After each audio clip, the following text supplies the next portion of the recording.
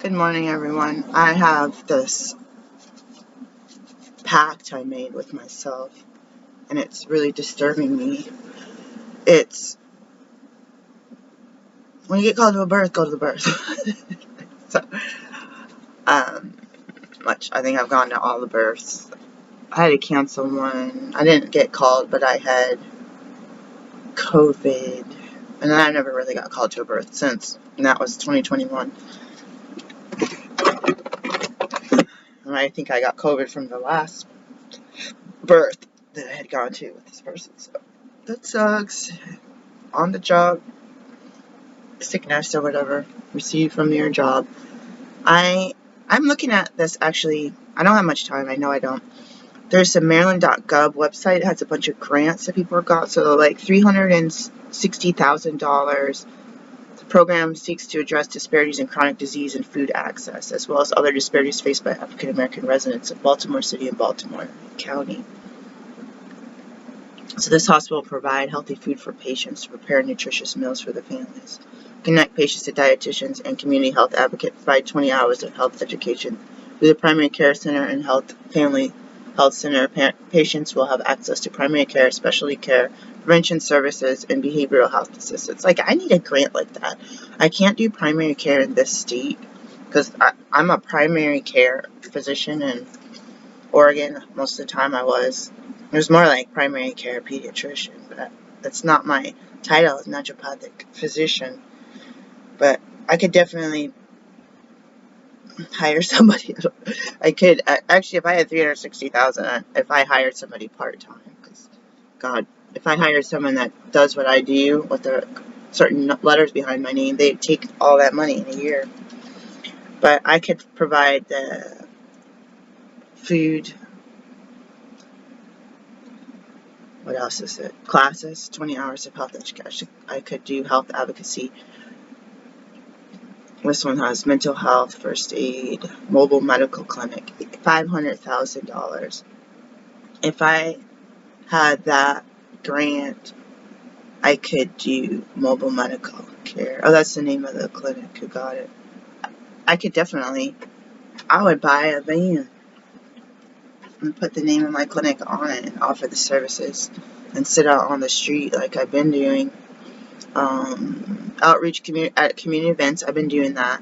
And through peer advocates, I have association with peer advocates. I could be a peer, what is it? Certified peer. What is the term? Counselor? I can't remember the term. I could be one because of my lived experiences. Case management.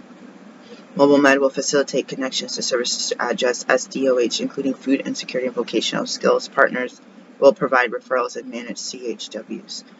A lot of this is disparate. So this one, someone got $1,500,000 for addressing disparities in diabetes and hypertension among African Americans. Wow. I could so do that. There's one in Wacomico, Worcester. Diabetes in blacks and Haitians. The Lower Shore. I was like, I need help. My zip code's not on here. 900. Goodwill got one for $925,000 for diabetes and mental health, and in one zip code. So walk-in testing for diabetes. Wow. Almost 1 million. That's a lot of money. Korean Community Services. They will partnering with Mobile Care Inc., Chinese Cultural and Community Service, Korean American and Self-Management Resource and LabCorp. I work with LabCorp and Quest, and I have some applications there waiting for me to finish. I can order lab tests to certain places. A couple other places that I'm associated with.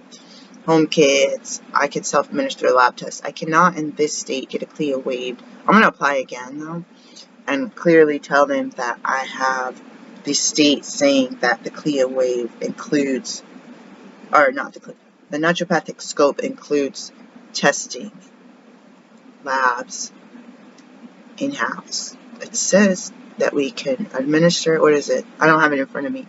I think we can do it with imaging too. So like on the West Coast, a lot of people have ECG or EKG machines, and we trained in that. I trained in that. I took cardiovascular and pulmonary medical shifts where we did have use of the EKG machine. We had to learn how to do it anyways in that class. I don't think we had a lab. I think it was an optional lab.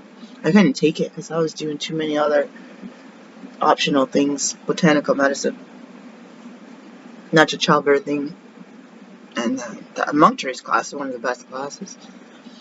I am here talking about my medicine stuff. I'm here talking about me not getting paid. I'm here like wishing I had some of these grants to keep the business open. I'm still doing work. I'm just not getting paid. So I'm basically feeling disparity. I'm feeling like I'm about to go on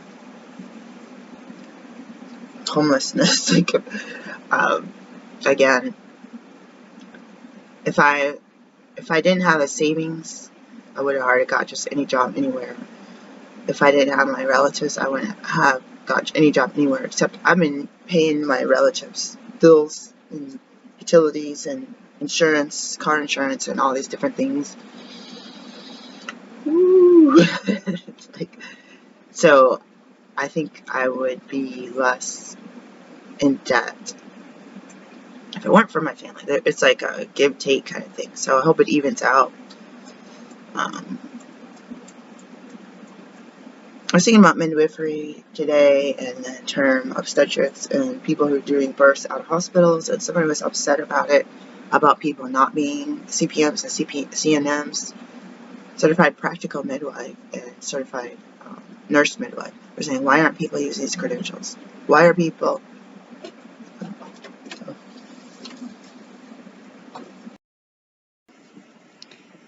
Hi, I'm back.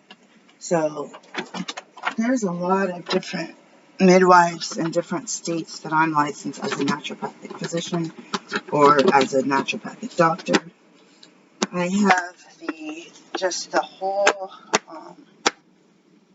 everything that I feel like, this is going to be crooked for a second. I'm going to turn the fan off.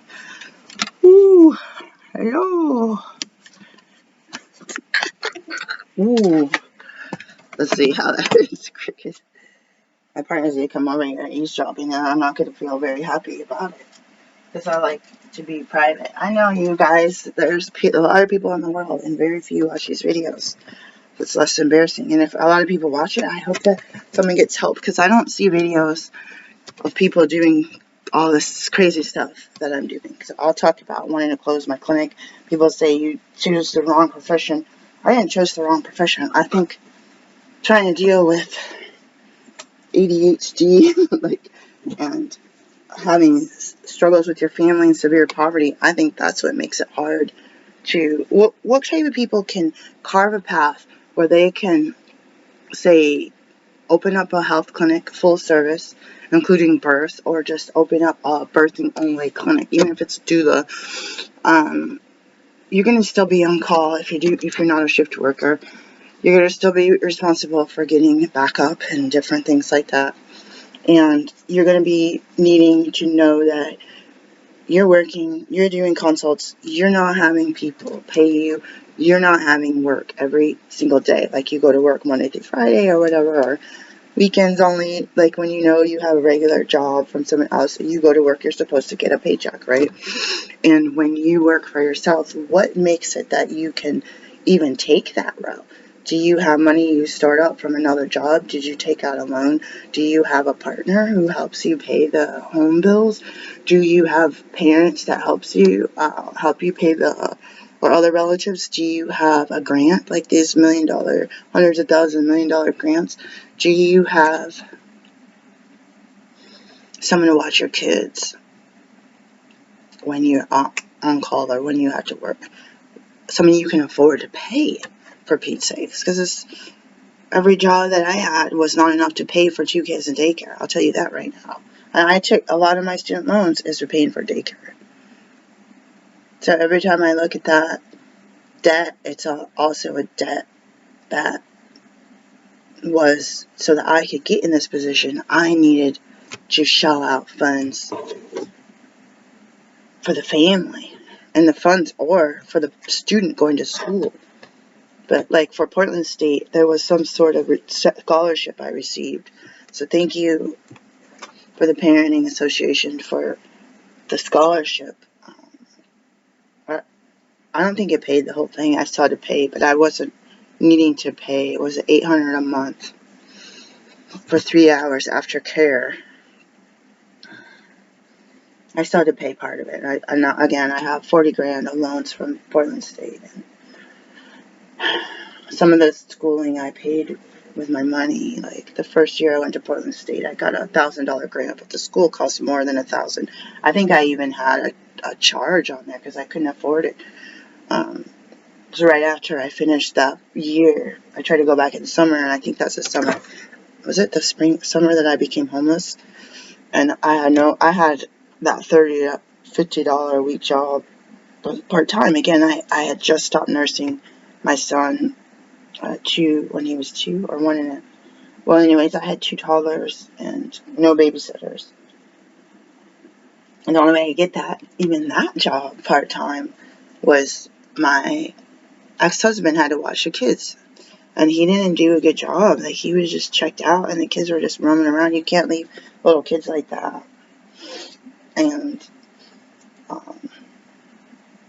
so the way I see it, I see a lot of people that have lighter skin than me that say, we're not privileged, we're not entitled, we don't have anything, I'm dirt poor.